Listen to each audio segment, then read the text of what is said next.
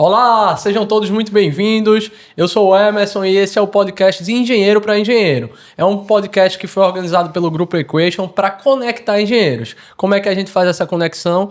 Sabendo um pouco mais sobre sua história, sobre como a sua vida pode inspirar outros engenheiros. E é isso que queremos mostrar para vocês, né? E hoje estamos aqui com um convidado que eu vou até dar uma afilada aqui, viu? Porque passou por poucas empresas, né? Ele que começou a carreira achando que não ia para a área de engenharia, né? Porque a família veio da área de medicina, e aí, por atividades que aconteceu na família, ele acabou indo para engenharia, que a gente vai entrar em mais detalhes, né? Mas ele que passou pela TCA, que hoje é a Stellantis, né? Que é a Jeep, Peugeot, né? Depois foi para Votorantim, que é um grupo gigantesco nacionalmente. Foi trainee lá, né, Paulo? Exatamente, né? Não é pouco não, né? Trainee a gente sabe que desenvolve a carreira, né? É o que a empresa enxerga como maior talento, né, Daniel? Exato, né? Depois passou por Alpargatas, outra grande empresa aqui no Brasil, né? Que vem crescendo cada vez mais, principalmente no mercado internacional, né? Com suas vendas da famosa Havaianas, né? Depois passou na M. Dias Branco, que hoje é conhecido nacionalmente por várias marcas no ramo de biscoitos e massas, né?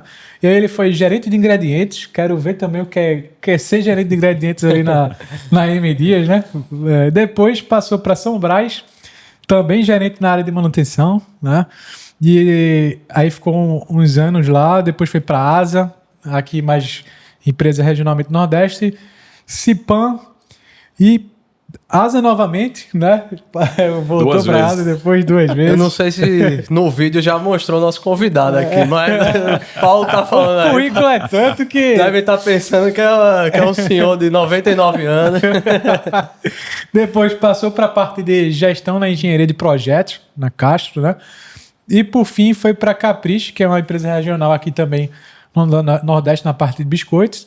E hoje está atuando mais na área de projetos do governo do estado, né? E agora sim, apresentando ele, o André. Muito bem-vindo, André. Seja bem-vindo, pessoal. André. Muito obrigado. André, agradecer sua presença aí, é uma grande honra te ter aqui. E vamos começar, né? Paulo estava falando aí, comentando que quase você não foi para engenharia. Como é que foi isso? Que meu pai era cirurgião, né? E minha mãe psicóloga. Então, teve muito tempo que eu fiquei em dúvida para que lado que eu ia. Mas aí terminou que a gente vivia numa cidadezinha do interior e meu pai fazia muitas atividades, eu acho que voltado para a área de engenharia. Então ele fazia manutenção do carro dentro de casa, fazia mudança, instalava lâmpada, por aí vai. E eu, como pivetinho, ia ajudando ele nessas coisas, né? Eu acho que foi entrando por osmose no sangue e eu terminei enveredando por essa área de engenharia. E aí, interior de que interior, na época era interior de Goiás, hoje é Tocantins, né? Era uma cidade chamada Miracema do Norte, aparece até na música aí da Bliss, conjunto antigo. E depois Tocantinópolis, também no interior de Goiás, que hoje também é Tocantins. Depois que você vai do interior, né? Que, pelo que eu entendi, você é de Recife... Foi para o Goiás, né, interior. Exatamente. E depois voltou para Recife, para o interior também, depois para... Perfeito. Que meu pai, na época, ele se formou aqui em Recife e ele passou nesse concurso para o estado de Goiás na época. Eu fui para lá. Ele casou com minha mãe também é aqui de Recife. Então, ele casou com minha mãe, foi com ela para lá. Quando minha mãe engravidou, ele achou que pudesse ter algum problema e carecia muito de infraestrutura, né, nessa região. Terminou voltando para Recife. Eu só fiz nascer aqui em Recife. E aí, quando eu tinha uns 6 meses, mais ou menos, que tava durinho, já que dava para levar de volta, aí eu voltei para lá com minha mãe. E aí, até uns 7, 8 anos, acredito que vivi aí nesse interior brabo. Era tão brabo que a energia elétrica da cidade era fornecida por gerador. Então, desculpem, tinham 2 grupos geradores e quando dava 10 horas da noite a cidade ficava sem energia. Você tinha que ter candeeiro dentro de casa para poder iluminar, se precisasse acordar de noite, né? Você estava falando aí que não ia escolher engenharia, mas a sua vida foi engenharia, né? Porque exatamente. É gerador, é mexer com carro, é fazer um monte de reforma aí. Mas tu estava explicando que tua faculdade tu fizesse aqui, né, André? Então você voltou para Recife, no caso, né? Eu voltei, porque no final da carreira de meu pai, ele voltou para Caruaru, né? Eu cheguei em Caruaru há uns 40 anos atrás. E Caruaru, quando eu terminei o científico, na época, que era o terceiro ano científico, não tinha a área de exatas, né? Só tinha direito e odontologia e letras, se eu não me engano. E eu queria muito essa área de exatas. Eu queria robótica na época, né? Mas como não tinha, eu terminei enveredando pela mecânica. E aí disse, vou ver o que troço é esse, ver se eu gosto. Se eu não gostar, depois eu troco. E aí terminou que eu gostei, fiquei. E para completar, ainda fui para a área de manutenção. Pronto, fui engenheiro mecânico de manutenção. Engenheiro mecânico raiz mesmo. Só pegando um ponto, né? Você acha que você foi para mecânica em vez de civil, elétrica, eletrônica, até mais diversas como petróleo, alimentos, etc. Porque essas mudanças que você teve na época do teu pai ali no carro, ajudando mecanicamente, né, no dia a dia, você acha que a mecânica foi por causa dessa influência ou não? Cara, eu acho que teve uma parte disso aí, sim. Mas eu também lia muito uma revista que hoje já não está mais tão boa, mas era super interessante. Não sei se vocês chegaram a ter a curiosidade de ler. E eu tinha muita curiosidade de ver como as coisas funcionavam. Então, eu desde pequenininho, pra você ter ideia, meu pai ele trancava o gabinete dele, que se ele deixasse aberto, eu desmontava a caneta, desmontava relógio. Não sabia montar, mas desmontar era uma maravilha. E eu tinha essa curiosidade e ficava lendo, é super interessante e tudo mais, e eu queria fazer esse negócio de fazer robótica, eu queria fazer robô, né? E aí, quando eu vim para a universidade, você tinha a opção de colocar 3 cursos. Você podia fazer a primeira opção, a segunda e terceira, lá no século passado, né? 1993, 94. E aí eu disse, rapaz, eu vou colocar uma eletrônica, mecânica e civil, né? Para ver com que nota eu consigo me encaixar. Então, eu não consegui ficar em eletrônica, mas fiquei em mecânica. Eu disse, não, eu vou entrar em mecânica e lá para frente eu vejo se troco para eletrônica, que é mais perto de robótica, né? E terminou que eu gostei da mecânica e fiquei com ela mesmo. Nem cogitei as outras opções. Para quem está assistindo de agora, a eletrônica hoje em dia não é tão valorizada como estava na sua época, na em minha relação época à entrada no vestibular, né? Eu acho. Tipo que hoje é engenharia de software, tecnologia, né? Porque hoje entrou automação. Automação. Isso. Na minha época não tinha engenharia de produção. Quando eu me formei, estava abrindo a primeira turma de engenharia de produção, então era bem mais restrito o mercado, digamos assim, naquela época. E a faculdade? Você estava passando que viveu um tempo no interior. A Isso. gente imagina, eu não sei como era lá na cidade, mas você falando nessas questões que tinha dificuldade de energia elétrica, faz a gente imaginar que também não era uma cidade com grandes estruturas. Não. Então, assim, você sofreu muito ao entrar na faculdade ou tirou de letra, conseguiu superar com os estudos? Não, foi razoavelmente tranquilo, né? Porque quando eu vim para Caruaru, que era a cidade já mais desenvolvida, digamos assim, ele lhe preparava muito para os cursos que tinham lá. Então, a parte de humanas ficou muito boa para mim, né? Agora, a parte de exatas... Eu já era uma pessoa que tinha certa facilidade em exatas. Mas, realmente, quando eu entrei na Federal, meu maior problema foi física, né? Cálculo eu até consegui ir bem, mas física eu penei um bocadinho. E química, não. Química eu consegui liderar bem, a parte de português também, porque eu acho que tive essa base, né, lá atrás. Mas o que mais me prejudicou, digamos assim, no curso foram greves. Realmente eu peguei 2 greves grandes aí, que uma delas durou quase 6 meses. Nossa, até hoje é um empecilho na Federal, né? Teve uma greve aqui também que a gente participou, 2012. Apesar de eu ter entrado depois, mas você já tinha entrado. Eu peguei a greve. Atrasou praticamente muito curso, né? A greve é ruim porque você tá num ritmo, né? Você tem uma dinâmica da sua vida. E aí, você meio que teria que dar uma pausa na sua vida para daqui a pouco apertar o play novamente. E não funciona assim. Não né? funciona. E você imagina o seguinte, minha família ainda estava em Caruaru, né? Meu pai e minha mãe. Então, eu morava aqui num apartamento alugado. E aí, eu não conseguia voltar para Caruaru porque alguns professores furavam a greve. Então, eu ficava aqui a semana inteira para ter 2, 3 aulas. E depois, quando essas cadeiras entravam em férias, as outras começavam a dar aula, né? As que estavam em greve. Então, terminava que você não tinha mais férias, não tinha mais nada, e ficava direto aqui. Aí, durante a faculdade, chegasse a fazer estágio, o estágio foi desde o começo, como é que foi, André?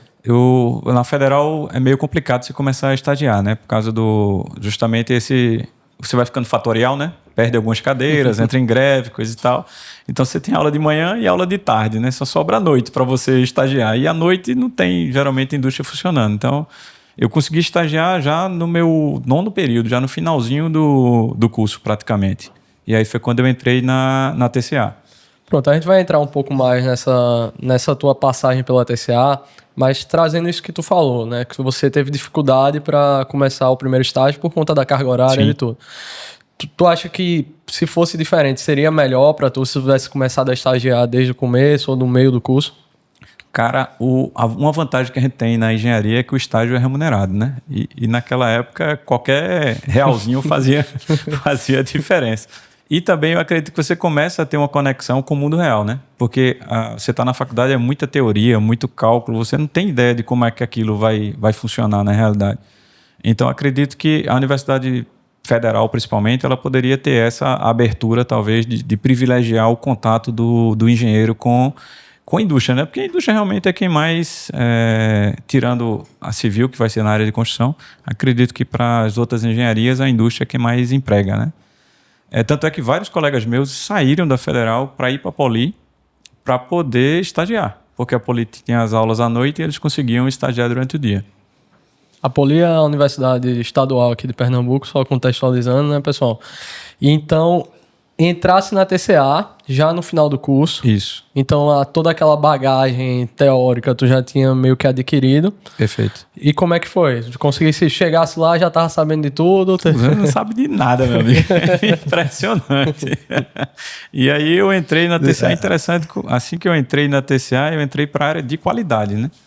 Então, a TCA tinha um programa de qualidade muito bem estruturado.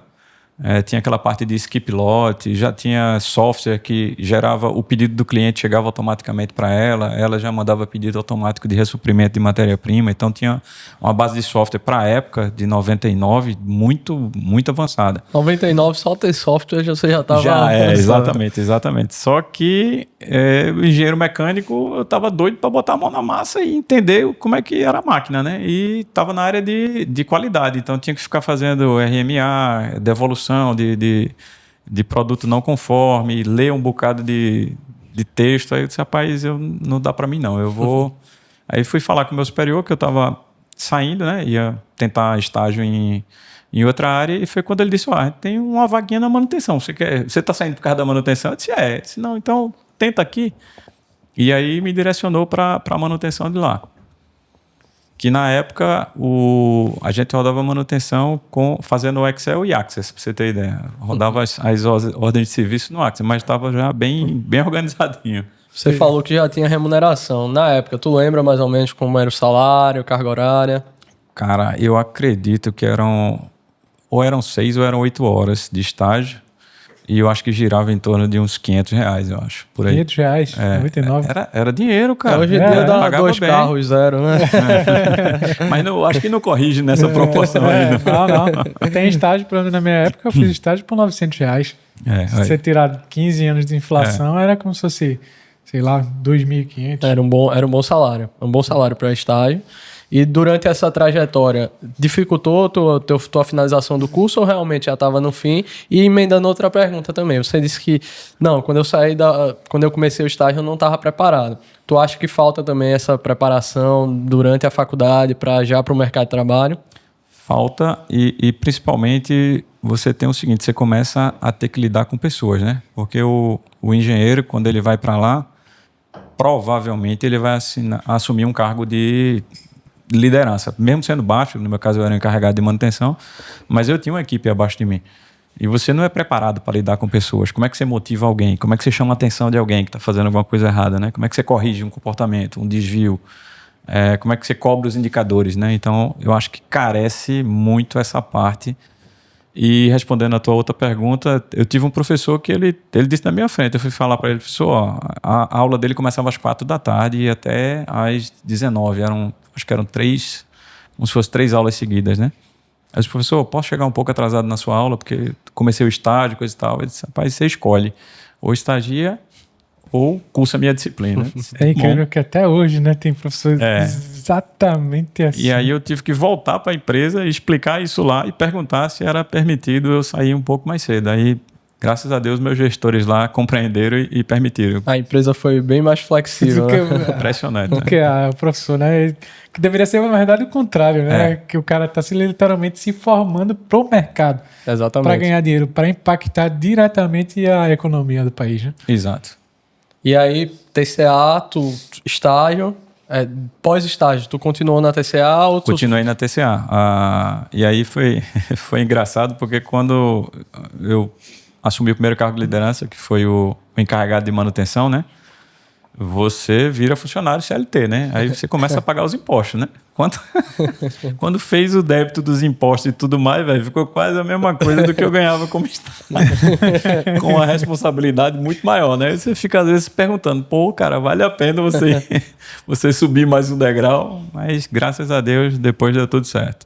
Uma pergunta, né? Você citou uma coisa muito importante. Como engenheiro, a gente está muito ligado a lidar com a parte técnica, né? E a gente não está tão ligado para conversar com pessoas. Como é que foi esse primeiro desafio de lidar realmente com pessoas e tão novo? Cara, é ruim, porque tem algumas pessoas na equipe que aceitam, gostam de você e vão querer lhe ajudar. E tem aquelas pessoas mal intencionadas, né? Que vão fazer de tudo para lhe derrubar, mesmo não tendo a capacidade de chegar no cargo que você quer, mas o cara quer só ver o seu mal, ou então lhe testar para ver até onde você vai. Né? E eu lembro um caso de um mecânico que eu tinha lá, e a gente estava fazendo manutenção em um redutor. E aí eu pedi a ele para colocar o óleo no redutor, né? Era um óleo 90, até me lembro da viscosidade do óleo. E aí ele fez o quê? Ele passou da capacidade máxima do redutor, né? Até quase o talo do redutor, digamos assim, e ligou a máquina. Aí começou a aquecer, né? Começou a aquecer. Ele, ó, tá vendo? O óleo tá errado, não é esse óleo não, tem que botar um óleo mais fino. Eu disse, mas o óleo que tá no manual desse equipamento é o 90. Não, mas tá muito quente. Realmente tava quente pra caramba e fazendo um ruído bem alto. Aí eu pedi a ele, levanta, solta essa tampa aqui pra gente ver como tá. Aí ele parou, quando ele levantou a tampa, tava quase chegando na tampa o nível de óleo. Aí ele disse, não, vamos descer até a metade, porque a engrenagem geralmente ela pega o óleo embaixo e joga para cima, né? Então você não precisa de um nível tão elevado. E aí foi que eu vi que o cara quer me lascar, né? Porque ele ia botar aquilo ali, ia deixar rodando e ia partir ou causar algum outro dano mais para frente. Então tem que ter cuidado com as pessoas, né? Você Sim. vai ter que, ao mesmo tempo que tentar abraçar o máximo de pessoas para trazê-las para você, Exatamente. ter esse cuidado porque cada pessoa tem uma mentalidade e tem um objetivo, né? Perfeito. Às vezes o cara não quer nem o seu lugar, ele quer ver o seu mal mesmo, né? Então... É ruindade só, né? É ruindade, exatamente. Você tem que tomar muito cuidado com essa parte aí, ser vivo para ver quem tá do seu lado e quem não, né? Então você tem que ficar gerindo ali conflitos o tempo todo. Ainda tem isso. Às vezes um arengou com o outro, brigou com o outro e chega a ter caso de, sei lá, um saiu com a mulher do outro e por aí vai, e você tem que... Já pegou desse? Fazer uma boa dose de psicologia aí para poder resolver esse tipo de conflito. Ah, cara, com 26 anos quase na indústria, já pegou todo tipo de conflito aí. Aí, TCA, você teve essa primeira experiência, né, na gestão em si. Você estava falando no bastidor que aí teve a oportunidade do trainee, né? Isso. Mas só para explicar, foram quantos meses dentro da TCA como contratado? Cara, eu passei, eu acho que 1 ano como trainee e quase 1 ano como funcionário mesmo. Não, isso na TCA. Na TCA porque também. eles me contrataram um pouquinho antes de eu concluir, porque faltava entregar... Lá não tinha TCC, lá tinha relatório de estágio na época, né? Eu não era obrigado ainda a fazer TCC. E durante esses 2 anos, para ir assim, a gente partir para essa parte do trainee, essa experiência que Paulo estava trazendo da gestão, das dificuldades. Mas o que tu fez, que tu acha que foi a virada de chave? Pô, agora eu tô pronto para realmente seguir em cargos de gestão e buscar coisas nesse sentido. Rapaz, primeiro eu comecei a olhar como é que os outros gestores faziam, né? Então você sempre tem um ou outro gestor ali que você toma ele como se fosse seu guia, né? E você começa a prestar atenção como é que ele gere a equipe dele, como é que ele trata as pessoas, com quem ele chega perto. Porque realmente você chega num local em que você não está preparado para nada, né? Então você fica perdido, completamente perdido, e aí você vai, com o tempo, vendo as decisões que você está tomando que estão certas e as que estão erradas. E a indústria, dependendo da indústria que você está, ela lhe capacita para isso, né? Então, ela vai lhe dar um treinamento de liderança situacional, vai lhe dar um treinamento de resolução de conflitos, administração de tempo. Então, dependendo da empresa, né, que você está, ela faz essa parte para as gestões. Mas, geralmente, você é bem abrupto. Você chega, essa equipe aqui é tua, tem que dar resultado e tchau. É um choque, né? Que você pega no começo da vida, né? Mas eu acho que todos começam assim, né? Eu acho que sim. A dúvida que ficou, né, dentro desse choque pensou em desistir em algum momento? Não. Engraçado, eu nessa parte não. Eu tinha a opção de ficar 100% na área técnica, mas eu acho que eu gostei de enveredar nessa área de pessoas. Talvez minha mãe ser psicóloga tenha preparado essa outra área. Você chegava em casa, ligava pra sua mãe. Desabafava, fazia terapia. Você tava no sofá e começa, menina, vem aqui. Aí sim teve essa oportunidade pós-TCA, né, André? Pro Votorantim, né? Pro Grupo Votorantim. Explica pra gente, acredito que todo mundo conhece o Grupo Votorantim, como foi e qual você acha que foi seu diferencial para entrar como trainee do Grupo Votorantim? Teve uma seleção bem puxada, digamos assim, né? Tinha muitos candidatos, eu lembro na época. Eu não sei se foram as notas, porque tinham provas, você tinha que fazer provas e depois você ia fazendo entrevista com a psicóloga e depois você fazia entrevista com o seu gestor direto, né? Na época... Teve uma vantagem da psicóloga, foi treinando. Tem essa parte também. E na época a Votorantim entrou com vários trainees. Tinha um trainee de mineração, a manutenção era quebrada em duas, então tinha o trainee de manutenção mecânica, o trainee de manutenção elétrica e o de Minas. Se eu não me engano, eram 3. Cada unidade ia ter 3 ou 4 trainees, né? E você ia para São Paulo. Em São Paulo você recebia uma carga teórica lá de TPM, Seis Sigma, FTA, FEMEA, toda essa bagagem que ia lhe ajudar. E depois você voltava para sua fábrica e entrava no programa que eles chamavam nacional, que aí você ia... Ela separava quais fábricas tinham os melhores processos produtivos. Então, qual a fábrica que tem a melhor forno, qual a fábrica que tem a melhor britagem, qual a fábrica que tem a melhor parte de sacamento. E você ia para essa fábrica, ficava um mês sediado nessa fábrica, acompanhando as rotinas de lá e comparava depois com a sua unidade mãe e via quais eram as oportunidades de melhoria, o que você conseguia trazer de melhoria para a fábrica que estava ali sediando. E aí o programa durava 1 ano, você passava 6 meses intercalados, né? 1 mês lá, 1 mês na sua, 1 mês lá, 1 mês na sua fábrica mãe. E aí depois você fazia um relatório, defendia, o relatório sendo aprovado, você passava para o próximo estágio, que era assistente de manutenção. Você ficou na indústria mãe, foi em algum outro estado? Era na fronteira entre Pernambuco e Paraíba, eu ficava em Capurã.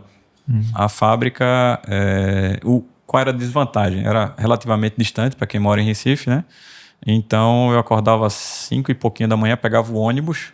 A vantagem é que o ônibus era muito confortável, você ia dormindo. No ônibus da empresa. No ônibus da empresa. Quando acordava lá, tinha um café da manhã muito bom. Eu acho que a parte de refeitório era para motivar o cara mesmo. O cara... Também, né? 4, 5 horas da manhã. Perder o ônibus voltando, você se ferrava, porque tinha um táxi na cidade que tinha o convênio. E mesmo assim, se ele já estivesse fazendo alguma corrida, você tinha que esperar ele voltar para poder ir de novo. Só fazer uma adenda aqui, André, rapidinho. Para os meus colegas que eu converso bastante da área industrial, que às vezes a gente marca uma reunião perto da hora de largar e ele fica ali dizendo, pô, tem um ônibus ali para pegar, senão eu me lasco correndo. Agora eu entendo completamente o que vocês estão falando, tá? Exatamente. Então, perder o ônibus, você esperava aí 1 hora, 2, até o táxi conseguir vir ele pegar e levar para casa. Mas, assim, bacana, eu não conhecia, tinha equipamentos que eu só tinha ideia em teoria, né? Então você tinha lá motores de 1.000 cavalos, motores de 2.000 cavalos, esteiras transportadoras de 1 quilômetro, 2 quilômetros, então é realmente maquinário muito pesado. Muito grande, né? Muito grande, muito pesado. Rodando ali. Exatamente, e o processo é em série, né? Então uma vez que inicia, não pode parar, você tem que ir até... Você tinha que ter um cuidado muito grande com a manutenção, porque é muito cara a manutenção, né? Então você não podia errar. Você tinha que realmente fazer as estratégias de manutenção corretinhas para poder dar o resultado na empresa, né? Para o pessoal que está começando agora, André, tu acha que o programa de trainee é uma boa entrada no mercado de trabalho? Fantástico. Ele lhe treina, lhe prepara e você consegue ver realmente a engenharia na prática, né? E pelo menos os que eu tenho ciência, o da Unilever, o da CIV, a CIV também, a Brenan, né? Tem um programa trainee bem bacana. O Willis Illinois também tem, muito bom. Eu recomendo. Podem fazer que vocês não se arrependem não, gente. É bacana. Eu particularmente acabei sendo trainee, né? Por coincidência também. E no final da conta, você entende mesmo como a indústria funciona, né? Uma fábrica, pô, eu iria ser designado para comercial, que já era o fim, mas mesmo assim eu passei para parte de produção, entender como é que funciona realmente ali a parte de manufatura, né? Na verdade era metalúrgica, né?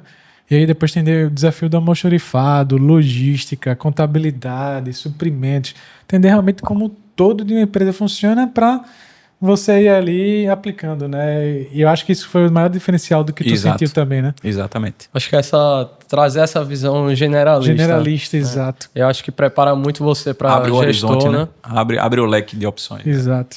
E pós isso, então, teve essa escola, né? Que foi o processo de trainee. Foi lá que tu disse, realmente a manutenção é onde eu quero trabalhar o resto da minha vida, ou foi casando a oportunidade? Rapaz, foi casando oportunidades, mas assim, qual a vantagem que eu acho? Eu sempre, desde lá de pequenininho, lá do meu interior, né, tinha curiosidade em ver como as coisas funcionavam. Então, quando eu tinha uma quebra, eu gostava de ir lá para ver, para desmontar, conseguir entender. E aí, depois do tempo, você vai aprendendo com as metodologias que, na realidade, eu tinha uma certa facilidade em achar a causa raiz, né? Por eu entrar lá, ver, desmontar o equipamento, analisar, eu digo, esse aqui falhou por falta de lubrificação, esse aqui faltou porque o arrefecimento não chegou lá. Então, isso aí eu gostava. Era um aprendizado contínuo, né? Não é bom para a empresa ter as corretivas, mas cada vez que tinha uma corretiva eu gostava bastante porque era uma fonte de aprendizado enorme. Né? Então, eu acho que foi direcionando por essa linha aí. E às vezes aparece algo diferente todo dia na corrida. Parece, exatamente. Você tem que ter aquela rotina, né? Que o ideal é que você tenha as suas preventivas rodando ali, funcionando muito bem, porque senão a empresa não performa bem. Mas sempre na área de manutenção você vai aprender algo novo. E você vai ter muito contato com pessoas que têm novas tecnologias e querem trazer para que você veja. Então, novos tipos de sensores, lubrificantes. Para você ter ideia, quando eu estava na TCA foi quando eu conheci policarbonato.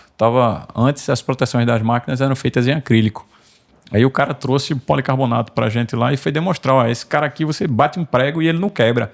Aí ele bateu um prego na placa de policarbonato, mas o comportamento parece com metal, mas é transparente, feito acrílico. Depois meteu um parafuso.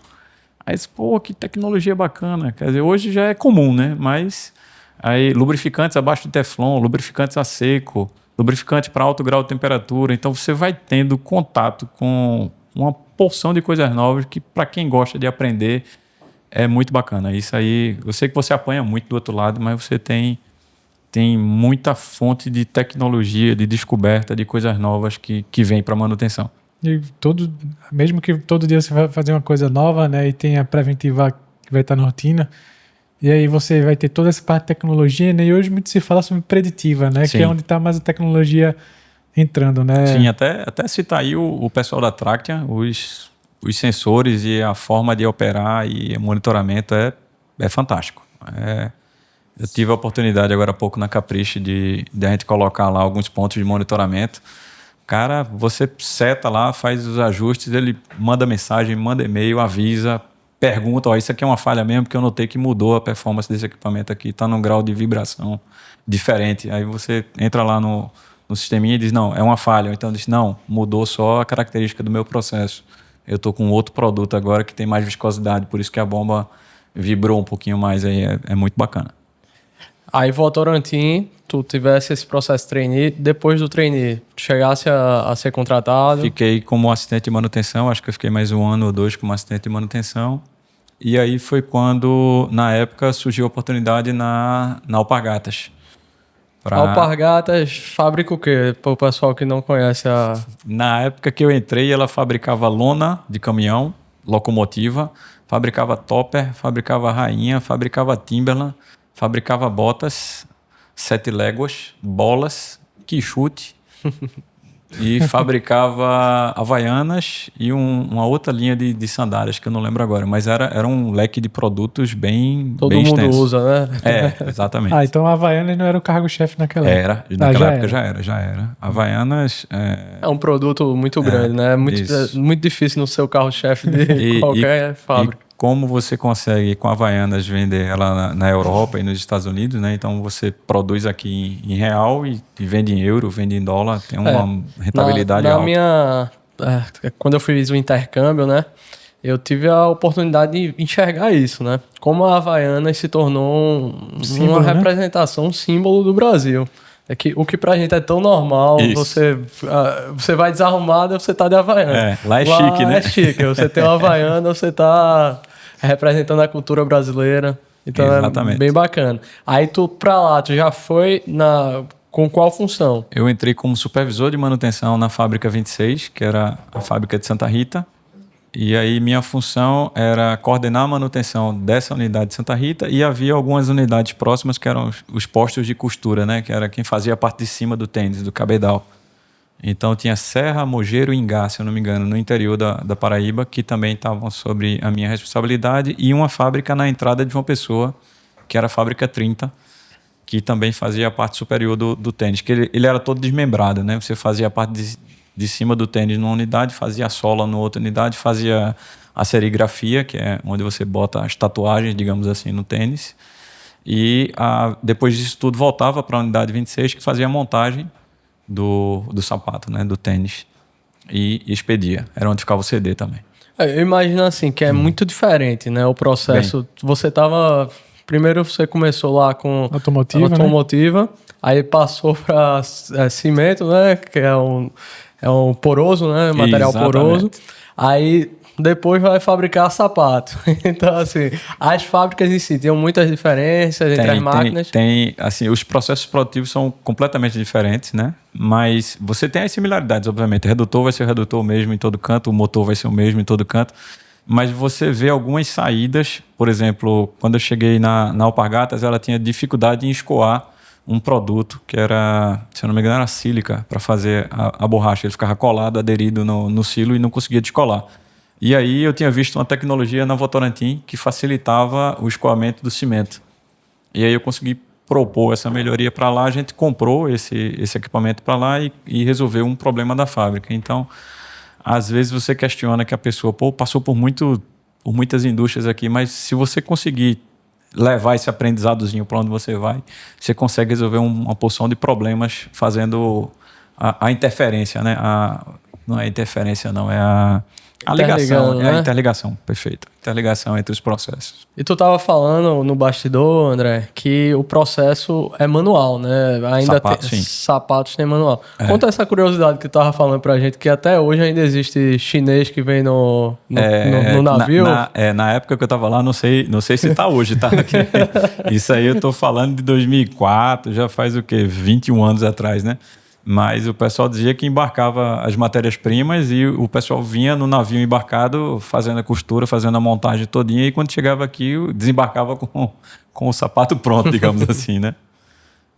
Obviamente, um insumo e vendia mais caro produzido, né? Exatamente. Só que, veja, naquela época, 21 anos atrás, era muito barato você comprar produção da China, né? Imagina hoje com a capacidade tecnológica que a China está, né? Que ela virou a chave aí e hoje está bem industrializada, né?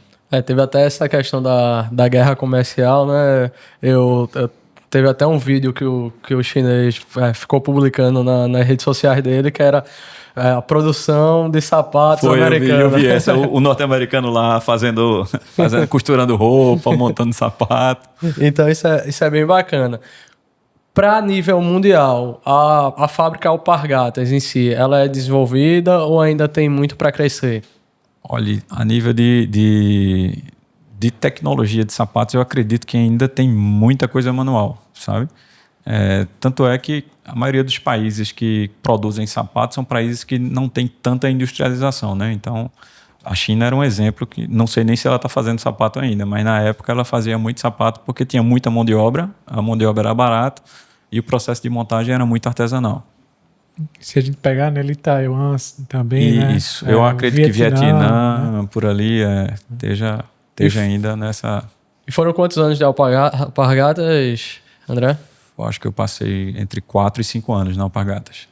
Aí você começou como supervisor, não é isso? Eu entrei como supervisor, aí lá eu fui promovido para coordenador, depois saí para a área de projetos. Na época, a Alpargatas estava ampliando a unidade que eu estava, que era de Santa Rita. Então, ela conseguiu umas vantagens aí de incentivo, de isenção de impostos na época. E ficou muito atrativo produzir na região que a gente estava lá, que era Paraíba, né? Então, ela descontinuou, na época, fábricas em São Paulo, no Rio Grande do Sul e em Natal, trouxe tudo para essa unidade que estava aqui e ampliou também a unidade de Campina Grande, que era a unidade que fazia Havaianas na época. E você viajou para São Paulo para fazer essa descontinuação? Viajei. Na época eu saí da manutenção, fui para essa área de projetos e minha função básica era verificar quais eram os equipamentos que iam ser transferidos, fazer um memorial descritivo, equalizar as cotações das empresas que iam participar para fazer a desmontagem, transporte e montagem novamente desses equipamentos na unidade que estava tendo ampliação, que era a fábrica de Santa Rita. Então, muito ficar vendo tecnicamente, né? Bater tecnicamente tanto que estava em São Paulo para encaixar aqui. Exato. E tinha que fazer o cronogramazinho no project, naquela época já. Verificar o caminho crítico, a folga, onde é que eu podia atrasar a tarefa, onde é que eu não podia atrasar. E depois o cronograma de montagem também aqui e entregar para o diretor na época quanto tempo ia levar a transferência daquele processo.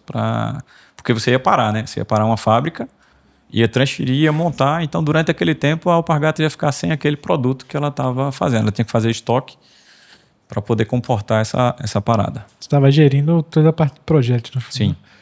E uma pergunta, né? Você também teve a oportunidade de viajar para fora do país também? Também. Na época, a Alpargatas ela estava com alguns planos de expandir e a Alpargatas da Argentina ela estava cogitando comprar Alpargatas da Argentina porque acreditava-se que as marcas Top e Rainha eram detentoras da Alpargatas da Argentina. Então, ela queria adquirir a posse dessas marcas.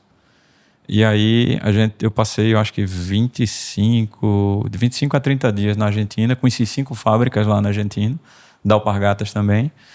O objetivo da gente era fazer o levantamento das fábricas e dos equipamentos e entregar em que condições estava cada uma dessas fábricas lá.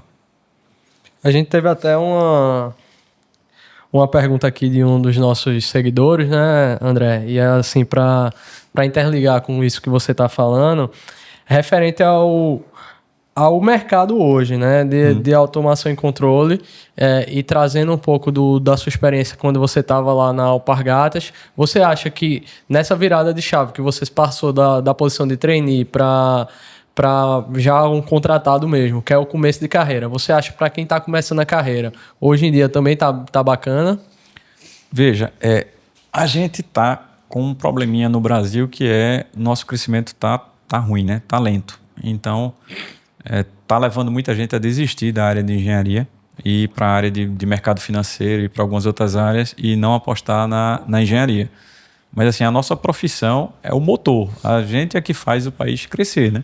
Então, se faltar engenheiro, a gente não vai conseguir fazer a indústria alavancar, nem fazer a construção civil alavancar, nem fazer sempre o país... vai ser o país da promessa. Nem fazer, exatamente, vai ser sempre o país da promessa. Então, eu lembro, acho que 2008, 2009, eu estava na Vitarella na época, o país começou a crescer num ritmo louco.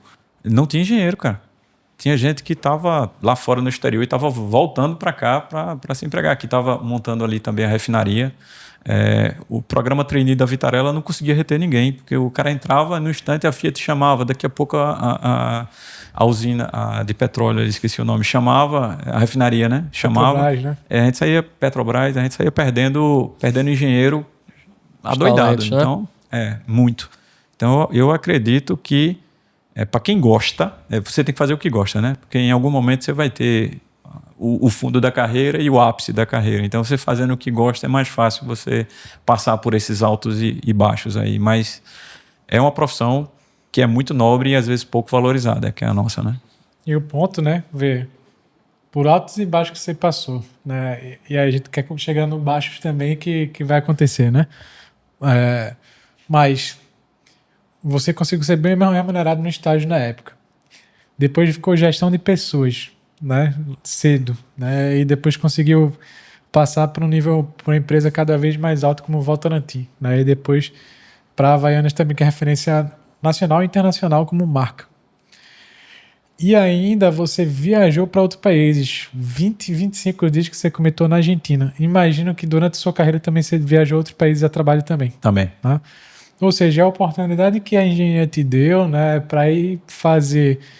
Pô, em vez de gastar com férias para outro país, você ficou 25 dias na Argentina. Mas não é a mesma coisa, né? Não é igual a férias, tá? Claro, claro. Mas você conheceu o ambiente, a cultura de um novo país, né? É uma experiência bacana. É isso que eu quero chegar. Você não consegue curtir igual umas férias, Sim. mas eu tive a oportunidade de ir para o México, de ir para o Equador e de ir para a Argentina. Tudo a trabalho. Foram os três eventos exteriores que eu consegui ir, digamos assim. E é uma experiência, mesmo estando trabalhando, é uma experiência fantástica, Paulo. Não, e eu acho bem interessante isso, Paulo, que tu estás trazendo, porque já na Alpargatas você já tinha passado por tudo, né? Gestão de pessoas, como você citou muito bem, uma gestão mais voltada para a parte técnica e até teve a gestão de projetos mesmo, né? Que você já é uma gestão muito mais voltada para processos, para você ter atenção, que tem em si uma etapa de gestão, mas também uma etapa de muita atenção, de muito cuidado que você tem que ter.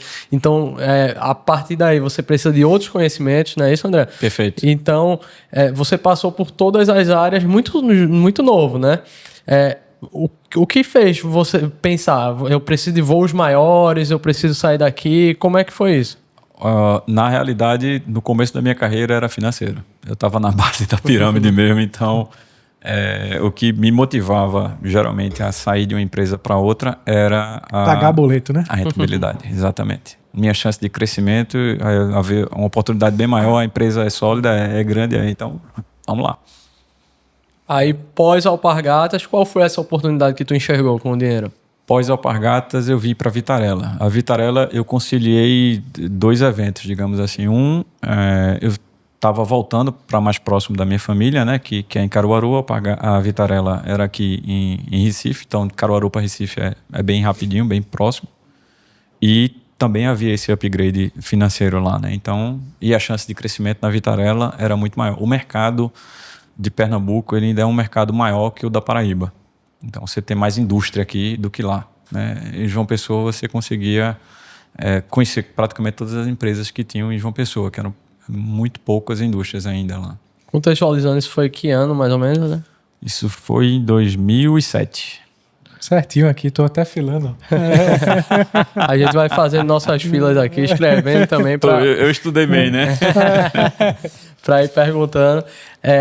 E aí você entra na Vitarella, como qual cargo? Eu entrei como staff. Gerente? Staff. Não, eu era staff, Staff. Gerente já foi a minha saída, já foi no E era ingredientes final. também ou não? Não, quando eu entrei como staff do gerente de manutenção, que era Cláudio Melo na época, e o objetivo era estruturar a fábrica, estava sendo ampliada, estava entrando a fábrica 2, tinha uma linha fazendo creme cracker nessa fábrica, e era estruturar o crescimento o galpão estava pronto, a parte civil estava pronta, e você ia ter que colocar outras linhas de produção lá, né? Na época que eu entrei eram previstas mais 10 linhas, e eu acho que hoje deve ter umas 14 lá nessa fábrica. Eu sempre fico com muita curiosidade em relação à fábrica de alimentos, em relação a descarte. Existem muitas perdas, como é que funciona o descarte? Tem algum tipo de programa de passar esse descarte para alguma população que esteja mais necessitada? Existe algum tipo de... Não tem para necessidade, não. Mas, assim, não existe muito descarte, mas você tem um cuidado muito grande porque você está produzindo alimentos, né? Então, se você contaminou o alimento, ele não pode seguir de forma nenhuma. Então, ele vai ser incinerado, triturado, vai ter destinação, vai virar adubo, qualquer coisa do tipo. Se ele é um produto que não chegou a ter contato com o chão, ou seja, ele saiu da linha de processamento dele, mas não caiu no chão, não teve nenhuma contaminação, ele pode ser reprocessado. Então você consegue moer esse produto, ele vira farinha novamente e você consegue algumas vezes dosar ele de volta no processo. Não é bom, porque você gastou energia, gastou horas, gastou gás, gastou tudo naquilo ali, mas é uma perda menor do que se ele tiver, por exemplo, caído no chão, que aí você tem que descartar ele. Isso você fala para bolacha, no caso, creme cracker, ou para qualquer biscoito, eu acredito que seja a mesma tratativa, né? Você tem a varredura, que é o que não vai ser aproveitado, e você tem o reprocesso, que é o que pode ser, pelo nome diz, né? Você pode moer ele e voltar ele para o processo produtivo de novo. E esse biscoito recheado? Para entender, tem uma etapa, é tudo automatizado. Calma, biscoito ou bolacha? Porque se o pessoal de São Paulo aqui tá vendo, a gente tá chamando biscoito recheado, ele vai dizer, não, é bolacha recheada, né? Mas vamos chamar tudo de biscoito. Biscoito, né? O biscoito recheado, eu acho que ele é um dos que tem a maior complexidade, porque a velocidade de aplicação do recheio é muito alta. Então, se você tiver curiosidade de olhar lá, e ele tem alguns equipamentos que é multiplicador, né? Então, entra, sei lá, 8 filas e sai 24 filas. É um negócio que você fica, pô, como é que isso funciona tão rápido, cara? E tem um outro lance que é uma casquinha vai de um jeito e você tem que virar outra casquinha, né? Porque senão ia ficar a face do biscoito para baixo, né?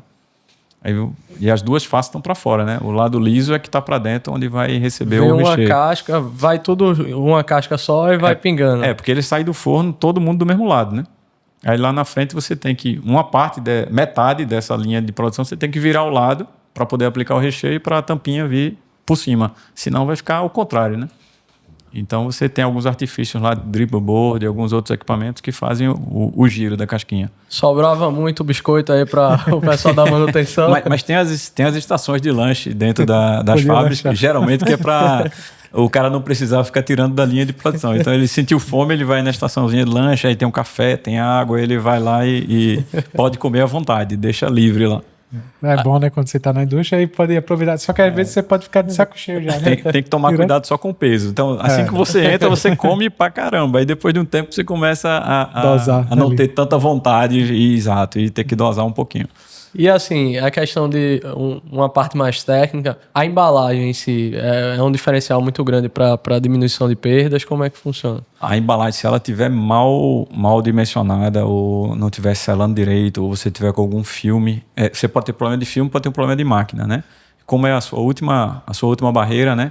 Se ficar um microfuro na embalagem, vai entrar oxigênio e vai entrar umidade. Então o biscoito ele não vai ficar crocante como você espera que ele esteja. E aí vai dar um problemão, porque o consumidor vai entrar lá no seu saque e vai detonar, né? Vai dizer que está mal satisfeito com o produto que está consumindo. Então, é uma área onde a qualidade ela atua muito, ela checa bastante para ver se tanto o filme está bom quanto a máquina está boa.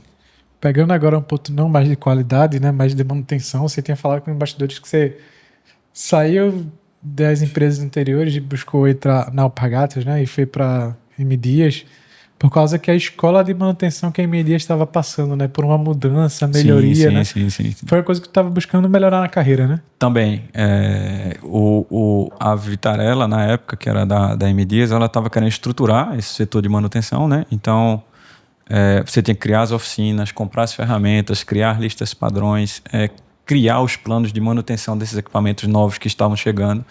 Então, você tinha a oportunidade de ver tudo isso nascer, né? Você não ia entrar numa empresa que estava com tudo isso pronto. Então, é muito bacana você participar da criação de algo, né? Isso aí você acha que, até cortando, né? Mas você acha que essa participação da criação te ajudou durante todo esse tempo que você ficou um bom tempo na M. Dias depois no teu trabalho, né? Para desenvolver tua carreira? Acredito que sim. Eu saí um profissional bem melhor do que quando eu entrei. Isso aí eu tenho plena noção disso. Tu entrou como staff. Entrei como staff. Seria o quê? Staff é como se fosse um setor de apoio de algum outra área. É um analista sênior, digamos assim. Ele não tem equipe, mas você vai analisar o que está errado e propor melhorias ou ajudar o gerente a estruturar algum outro setor. Ou seja, em questão de cargo, tu teve uma regressão, no caso, né? Porque saísse da Não tinha equipe. Na Alpargatas eu tinha equipe. Né? Isso, lá nessa posição você não tem equipe. Depois eu fiquei como supervisor e virei coordenador e depois virei gerente. É um ponto importante isso, né? Você estava gerenciando a equipe, você deu um passo para trás, porque foi, pelo que eu vi, foi motivação sua, né? Foi. Porque você viu uma visão que aquela outra empresa ia te desenvolver muito mais nos próximos anos Sim. do que anteriormente, né? E a gente tem que deixar isso frisado para as pessoas que estão escutando a gente, né? E eu me incluo nisso, é muito difícil a gente como pessoa dar aquele passo para trás para a gente ter a visão do futuro que realmente vai ser melhor para a gente, né? A gente sempre quer estar buscando aquela escadinha reta, né? Mas linear. às vezes não faz assim não, né? Ela fica reta, às vezes desce um pouquinho, volta, mas tem que procurar fazer o que gosta sempre, Paulo, porque senão você não consegue.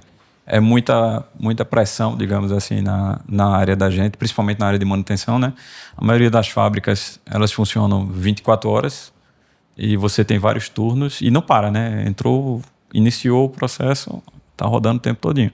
Então, se você não estiver fazendo o que gosta e não tiver muito equilíbrio e nem ter ideia de onde é que você quer chegar, é muito fácil que você desista no meio do caminho. E nessa mentalidade de fazer o que gosta, você estava falando pra gente, né, nos bastidores, André, que a Vitarella foi uma das maiores escolas para você. Sim. O que é que você acha que foi o diferencial de trabalhar na Vitarella? Ela tinha muito treinamento na época, e inclusive treinamentos, foi a primeira vez que eu tive os treinamentos focados em como você lidar com pessoas. Então, lá tinha treinamento de liderança situacional, de resolução de conflitos. Você tinha também muita participação em feiras para você ver tecnologias, você ver algo novo que pudesse trazer para a indústria. Então, seguia muito o que a Brahman fala. E a ideia da gente era se tornar uma empresa de classe mundial em manutenção. Então, estava sendo estruturada a manutenção para que se tornasse um case de sucesso, né? É um ponto importante, você citou a Traction ali, né? Sim. Eu cheguei a trabalhar na Traction também. E aí a própria M. Dias, acho Também. que em 2022, adotou Exatamente. a Traction como preditiva, porque já estava pensando em melhorias de tecnologia na área de manutenção, né? Isso reflete muito a cultura da empresa, né? Uhum. E realmente é uma boa escola que você quer trabalhar, né? À toa que você ficou quase uma década lá, né? Isso. Foi quase 10 anos de Vitarella, né? Deu para enjoar lá? Como é que foi? Não. Mas essa vivência de Vitarella, imagino que, como você mesmo tinha falado e eu reforcei aqui, que foi uma escola, qual o ponto que você acha que André entrou e saiu muito melhor passando por essa escola? Qual foi a virada de chave que ela te proporcionou? Rapaz, a parte de gestão. A parte de gestão era muito forte. Então, programas também como o TPM, que estavam funcionando. Você tinha que fazer uma boa análise de causa raiz também. Porque uma coisa que é bacana, né? Você tem o seu plano preventivo lá, rodando. Aí, teoricamente, se seu plano preventivo está bom e está bem dimensionado, você não tem quebras, né?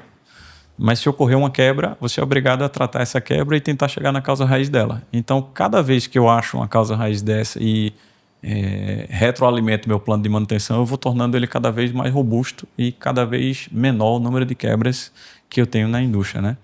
Então, quebras e paradas, exatamente o faturamento, né? Perfeito. E o meu setor, que era esse que você falou aí de ingredientes, era o que fornecia matéria-prima para todas as linhas de produção da fábrica e forneciam todas as utilidades da fábrica. Então, você imagina uma quebra nesse setor, o impacto que ele dava. Porque às vezes você parava 4 linhas de produção, às vezes parava 10 linhas de produção e às vezes você parava a fábrica toda. Então, era o setor que realmente, se ocorresse uma falha no meu setor e ele parasse, tchau. Então, tem que ser muito cuidadoso com essa... Até a pressão que tem com essa área. Imagino, né? Pô, parou qualquer coisa, chega o diretor e já mete em cima você, né? Como Perfeito. É que é lidar com isso? Tem que manter a cabeça fria e você tem que ter muita didática para poder explanar o que foi que houve, né? E ser analítico, bem analítico nessa hora e tirar um pouco da emoção. E dizer, não, aconteceu isso, as ações de bloqueio são essa. E algumas vezes pedir ajuda também, né? Ó, tô precisando de ajuda aqui, não consigo resolver isso não. É uma coisa que a gente tem que tomar cuidado aí. A gente não vai ter resposta para tudo, né? E muitas vezes você vai ter que pedir ajuda lá fora, a algum consultor ou algum construtor de equipamento. Você vai ter que realmente lançar a mão dos amigos para poder resolver algum problema. Ô, Emerson, eu quero pegar um ponto importante dele, que ele citou 3 habilidades muito boas, né? Primeiro, liderança e o curso que você teve lá tanto na MD e já tinha bastante tempo com liderança, né? O ponto de que você tinha que gerir conflitos, né, e conversar com as pessoas. E agora você estava trazendo que, eu tenho que conversar com outras pessoas para resolver problema e gerir minha própria emoção, né? E aí entra muito no âmbito de soft skill, né? A gente é muito... Sim. E aí soft skill é a parte mais comportamental, né? A gente, como engenheiro, é muito voltado à parte técnica, que a gente chama aí na área de hard skill, né? E a gente esquece um pouco a parte de soft, que é mais comportamental, né? Exato. Como que foi, né? O quão importante é ter desenvolvido para ti essa parte mais comportamental de soft skills? Cara, é muito bom, porque dificilmente você vai ser desligado de uma fábrica, digamos assim, por incompetência, né? Geralmente você é desligado por comportamento, ou seja, os seus comportamentos não estão alinhados com aquele perfil que a indústria precisa, né? E nós somos seres sociáveis, então a gente tem que aprender a conviver com várias pessoas que têm mentalidades diferentes, que têm raciocínios diferentes, que têm formas diferentes de lidar com o problema. E aí você, vindo da área de exatos, às vezes você tem problemas de conseguir sair da área técnica e vender a sua ideia ou a sua solução de um problema de uma forma que uma pessoa que não é da área de exatas entenda, né? Eu acho que eu consegui ter sucesso nessa área até agora, né? Porque senão acho que eu já tinha fracassado aí, digamos assim. Ia sair da parte de manutenção como gestão Já há muito tinha, tempo. exatamente, perfeitamente. E assim, trazendo essas soft skills, uma muito forte é a resiliência. E eu queria entender de ti. Você passou pela Vitarella, que é uma grande indústria aqui do estado. Aí você teve esse processo todo, chegou à gestão, né, isso da Vitarella. Chega aquela sensação de, já cheguei lá. Era o ápice, é o objetivo de várias pessoas, ser gestor de uma indústria do tamanho da Vitarella. Como é que você fez para continuar lá motivado, para buscar outros objetivos, não se deixar cair na acomodação? Rapaz, eu acho que é tanta cobrança e tanto desafio que você tem que vencer todo dia que não dá tempo de você pensar e ficar desmotivado, não. Você tem que estar o tempo todo se capacitando, aprendendo técnicas novas, né? E motivando quem está embaixo de você, né? Porque, na realidade, o resultado vem da equipe. Então, se você não tem uma equipe boa para lhe dar essa base, nem está motivado o suficiente, o resultado não vem. Então, você tem que ficar o tempo todinho ali moendo e, sei lá, se reciclando também, né? Porque muitas vezes o que você aprendeu até aquele ponto não vai ser o suficiente para lhe levar dali para frente. Então, o que eu preciso buscar de conhecimento, de novas técnicas? Agora tem a IA aí, né, no mercado. Então, o cara pergunta que a IA responde e às vezes responde bem melhor do que você responderia, né? Então, como é que vai ser para você interagir com a IA? Como é que vai estar a IA daqui a 5, daqui a 10 anos? Então, eu acho que você tem que estar o tempo todo monitorando isso e não parar de aprender, né? O cérebro é um músculo. Se você para de aprender ou acha que já sabe tudo, aí eu acho que sim. Aí você vai se desmotivar. Muito bom, né? Às vezes a gente sai da faculdade achando que, graças a Deus, terminou a parte de estudos, né? Só que não, Não né? acaba nunca, cara. É pro resto da vida. Pô. Olha, se preparem, viu? Vou ter que estudar a vida. Aí essa saída da Vitarella, o que é que motivou, o que é que aconteceu lá, André? Na realidade, foi quando a M. Dias ela integrou a Vitarella de vez lá. Aí houve algumas reestruturações dentro da empresa. E aí eu fui saído. Eu não saí. Faz parte, né, também. Porque você passou também por várias empresas depois da Vitarella. E Foi. se recolocou muito rápido também, menos de 2 meses, acho. Porque eu Pelo peguei, quando eu saí da Vitarella, a gente estava entrando numa crise, né? Que o Brasil vive entrando em crise, né? Sai de crise, entra em crise, sai de crise, entra em O crise. Brasil tá De fato. muito bem ou muito ruim, né? E uma das crises mais piores recentes, que foi 2015 aqui, né? Que foi praticamente o petrolão, né? E aí você fica, muitas vezes você fica sem chão, né? Porque você, porra, e agora? Vou fazer o quê, né? Pra onde é que eu vou? Aí você foi para Mas aí- gestão da manutenção de novo, né? Surgiu essa oportunidade na São Brás. São Brás estava ampliando lá a parte de moagem. Estava colocando um moinho de milho da Biller, que é um fabricante suíço. Já tava na bolachinha creme crack, agora Aí fui fazer cuscuz. Cuscuz, café e Biscoito, salgadinho. creme cracker, né? E aí foi uma mudança um pouco conturbada para mim, porque na época minha esposa e meu filho ficaram aqui em Recife e eu tive que ir para lá, né? Então fui só. Em outro estado, que é Em Paraíba, outro, né? em outro estado. Apesar de ser próximo, 120 e poucos quilômetros, 125, 128. Mas eu estava com meu filhinho recém-nascido, minha esposa aqui, e eu ficava indo e voltando, indo e voltando, indo e voltando. Então estava bem cansativo. Assim, Emerson, André tem muita história para contar, mas a gente também tá chegando no final. O papo tá bom. Vai ser pode- mais um que vai ter que ter a parte Tem que 2. ter a parte 2. Se for Aí- passar pela história dele toda, a gente só sai daqui a umas 3, 4 horas. E a gente queria ficar aqui umas 2 horas, mas aí tocar num ponto interessante que você novamente foi gestão da manutenção na ASA, depois foi gestão na Cipan, depois ASA e depois sempre como gerente, né? Sim. Parte de gestão de pessoas. E um ponto importante também, sempre na região de Pernambuco, né? Com exceção dessa da Paraíba. Ou Mas no mesmo caso, a Paraíba, Goiás, né? aqui nas próximo, proximidades, né? E é um ainda desafio estaria. muito grande na área de indústria, que a gente conversa com algumas pessoas, sempre falar sobre mobilidade, né, de mudança, mas você conseguiu pegar próximo da região, apesar de teu recém-nascido ali tá na Paraíba e você conseguir lidar pouco por essa distância, né? Pô, como é que foi você conseguir tão bem executar isso na tua carreira, de conseguir boas oportunidades na região que tu queria de mobilidade, né?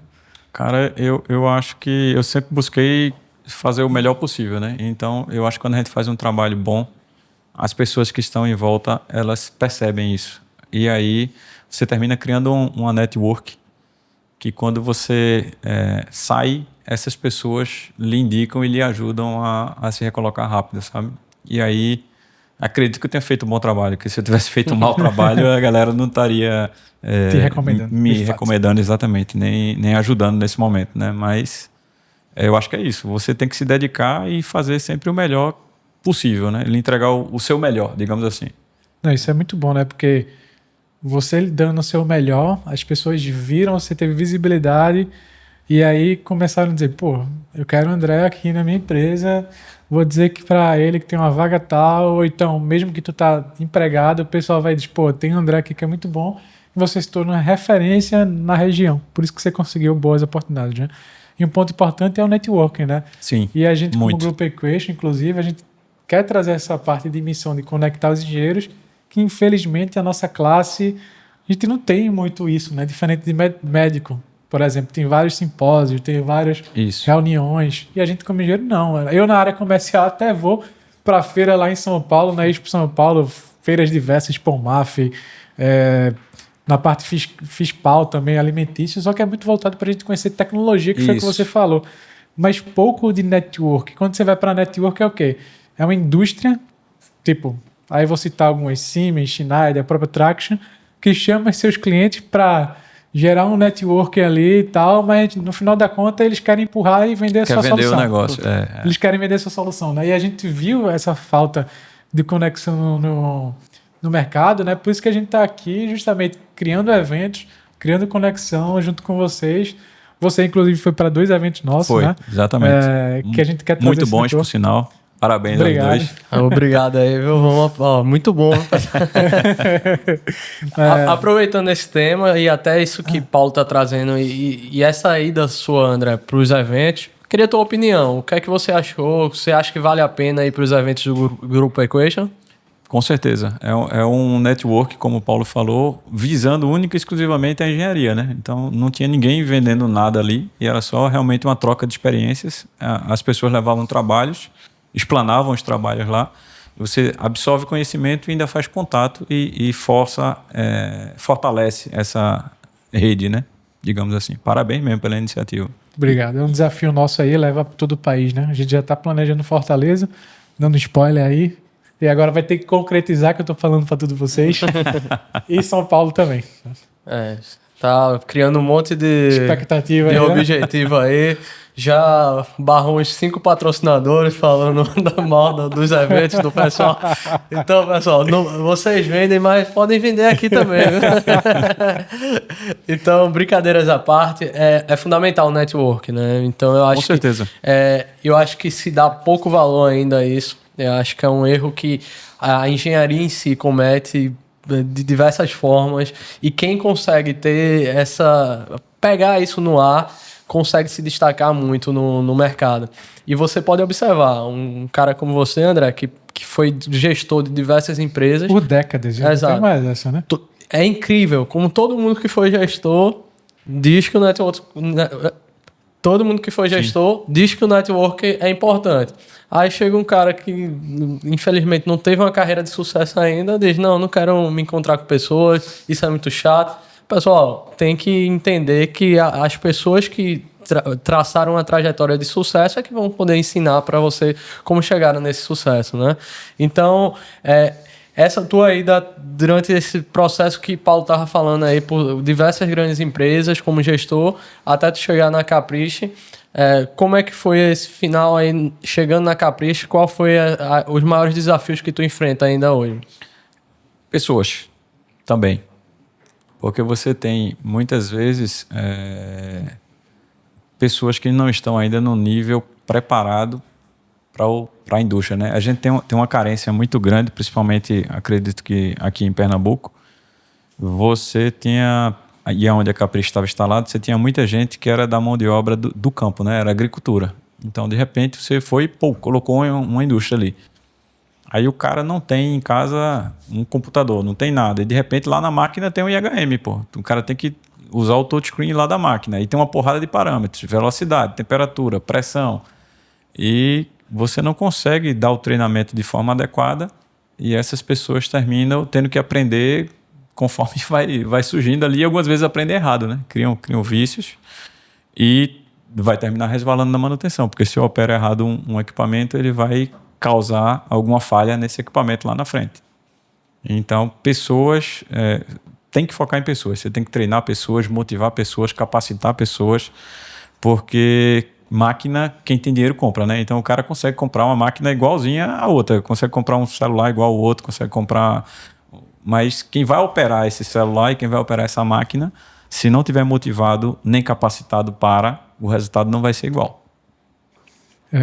Bom que você citou sobre pessoas, né?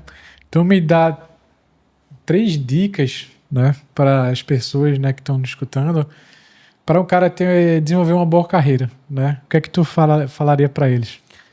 Primeiro, escutar, né? Você tem que estar com os ouvidos dispostos a escutar tudo, sem filtro. E aí depois você vai fazendo as reflexões e vai filtrando. Observar as pessoas que você acha que são o seu referencial e que você quer ser igual àquela pessoa lá na frente, ver que tipo de comportamentos ela tem, como é que ela trata o próximo. Possível mentor, né? Possível mentor, mesmo sem ele ser o seu mentor direto, mas eu vou me espelhar em Paulo ali, porque eu acho que Paulo tá legal para ir. E sempre lembrar que com quem você está lidando são pessoas também. Então, em algum momento, aquele cara vai estar passando com algum problema, né? É um filho que está doente, é um parente que morreu, o cara pode não estar no dia melhor da vida dele, e aí você não pode tomar a sua decisão de talvez desligar alguém ou punir alguém baseado em um único evento. Você tem que dar mais tempo ou analisar a trajetória daquele cara para poder tomar a decisão se realmente é um cara que está com os ideais distorcidos em relação à empresa ou não, se aquilo é um evento pontual e que dá para corrigir. E dentro de tudo isso que você falou, André, a gente observa como, de alguma forma, a engenharia foi traçando seu caminho, né? Eu queria que tu desse uma palavra aí de como a engenharia você acha que impactou em tudo que vocês têm até hoje. Eu acho que a engenharia, ela prepara a gente para tudo, né? Lidar com pessoas, obviamente, você vai ter que aprender fazendo alguns cursos específicos dessa área, mas assim, o raciocínio lógico que a engenharia embute em você lhe dá uma facilidade incrível para você resolver problemas, né? Tinha um professor meu que falava que engenharia é física mais bom senso, né? E realmente é isso. Se você às vezes ficar só parado olhando o processo produtivo, você consegue ver um ganho imenso de algumas coisas, de movimentos que são perdidos, de talvez desperdício de material ao longo do processo. Então, observar também, eu acho que é uma habilidade que os novos engenheiros têm que desenvolver aí. E talvez um pouco de calma, né? Que a geração nova aí, ela está bem ansiosa, está bem nervosa, ela tem que baixar um pouquinho a calma e eu acho que é isso. Não sei se respondi a sua pergunta. Sim, contente. Com certeza. E dentro de tudo isso que você está passando, você se arrepende de ter feito engenharia? Eu ainda Não. abro um adendo. Você respondeu não, mas eu ia abrir um adendo. Corrigindo aqui que você queria ser médico antes de entrar para engenharia, né? Não. Meu pai... Seu pai que foi médico. Meu pai Tá. médico. Errei, fiz o adendo e errei. Não. Eu nunca pensei nessa área, não. Até porque quando eu via sangue, cara, eu ou desmaiava ou ficava tonto. Aí eu dizia, pai, não dá para ir, não. Vou matar Então, o paciente lá na nunca ia mesa de passar cirurgia. pela medicina mesmo, de fato, né? Não. Então, agora voltando. Eu vou Você se repetir a arrepende? pergunta. Você se arrepende de ter feito engenharia? Não, me arrependo não. Mas por quê? Cara, eu acho que a engenharia me completa. Eu tinha essa curiosidade, ainda tenho essa curiosidade nata em ver como as coisas funcionam. Então, minha esposa até ela tira onda comigo, porque eu compro um notebook, cara, é difícil o notebook que eu não abro. Eu desmonto, abro ele para olhar como é que é a memória, como é que é o HD, como é que é a placa-mãe. Eu acho bacana aquilo e até algumas vezes eu registro com foto para depois ficar estudando mais sobre algum componente que eu ainda não conheço. Então, eu acho que a engenharia ela consegue suprir um pouco dessa minha necessidade de sempre aprender alguma coisa nova. Eu sei que em qualquer profissão você consegue aprender algo novo, mas eu me sinto realizado hoje em engenharia. Bacana isso, porque ele nunca vai ser aquele velhinho, né? E inclui meus pais também, que fica pedindo ajuda, né? Ô filho, como é que tá essa tecnologia aqui? Aí você simplesmente vai dizer para os seus... Na verdade, você vai ensinar os seus filhos, vê só como é que resolve aqui. Eu acho que vai chegar um momento que ele vai passar de mim, viu? Não, pode falar. Não, é porque a gente tá chegando ao final, né, Paulo? E antes de finalizar, eu sempre gosto de perguntar como é que você consegue conciliar toda essa sua vida corrida na parte profissional com a vida pessoal, né? Como é que tá isso? Se você consegue ter um tempo para você mesmo? Eu, de vez em quando, nos fins de semana, eu tiro esse tempo para mim mesmo, sabe? Porque quando eu chego em casa, geralmente está perto da hora dos meninos irem dormir, né? Então eu vou ali, converso um pouquinho com eles, faço uma tarefa, alguma coisa e aí coloco eles para dormir. Quando eu saio, eles estão acordando para ir para a escola, né? E aí o fim de semana eles querem ficar com a gente, né? Que a gente não passou a semana toda longe, então geralmente eu faço o quê? De manhã eu levo para a piscina, levo para um parque, viajamos para Caruaru, mas eu sempre separo aí 1 a 2 horas por dia para assistir algum podcast, ler alguma coisa, descobrir alguma coisa nova. Eu sempre gosto de, no fim de semana, tirar aí um tempinho para mim. Não sei se isso é normal, se todo mundo faz, mas eu precisa, às vezes, né? Para se desenvolver aquilo que você disse lá, que nunca fica parado. Né? Exatamente. Isso, e puxando nesse gancho que você estava falando, você acha que você abriu mão de muita coisa nesse período de gestor de grandes empresas? Tem. Eu acho que tem algumas coisas que eu poderia ter me dedicado mais, que eu não me dediquei o suficiente, mas eu sempre fui muito família, né? Então, quando eu estou perto da minha família, eu procuro me dedicar bastante a ela. É bom, né? Toda a tua trajetória foi isso, ficar perto, né, deles. Eu sempre tentei ficar o mais próximo possível para poder dar o apoio nos momentos de necessidade, né? E conseguiu, né? Assim, com todas as dificuldades que a gente sabe que principalmente na indústria, que você muda de lugar o tempo todo. A gente conversa com vários, né? Pô, fui pro Pará, fui pro Mato Grosso, Goiás, que nem você iniciou a infância, e depois para o Sudeste, etc. Né? A Janaína, que foi uma das nossas entrevistadas, ela disse que talvez a maior frustração dela é não poder trabalhar aqui em Recife. Então, assim, para você ter ideia de como é complicado mesmo. E planos para o futuro, André? Cara, eu tô agora, nesse momento, dando um apoio na área de projetos, né? Mas estou buscando aí voltar para a indústria de novo, né? Ou na área de manutenção, ou na área de projetos, estou estudando aí o mercado. Beleza. Então, André, queria agradecer novamente, tá? Foi muito boa a conversa. Prazer, gente. A gente bateu aí mais de 1 hora de papo. Emerson quer alguma coisa? Não, quero agradecer também. Dizer que estamos aí na expectativa para a parte 2 também, porque tá complicado esse negócio. Obrigado, de 1 hora, né? Acho que a gente tem que aumentar o tempo aí. Já vai ser que nem Gustavo Lima na época da pandemia, 5 horas, 6 horas de live. Mas de verdade mesmo, parabéns, André, por toda a sua trajetória. Fico muito contente que a gente levou 1 hora nessa leveza tão grande que passou e a gente nem sabe, nem né? sentiu, Sexta-feira, né, tá, pessoal? A gente tá gravando na sexta. Sei que lança na segunda, mas a gente tá aqui, ó, querendo tomar uma cervejinha, mas não. Batendo um papo. Mas, muito obrigado, de verdade, meus parabéns, André. E muito obrigado por acreditar no projeto, por tá sempre apoiando. Eu acho que é fundamental que a gente consiga fazer disso uma comunidade. Então, muito obrigado. E espero lhe encontrar aqui mais vezes, viu? É um prazer. Pode convidar que eu volto. Obrigado, André. Tchau, gente.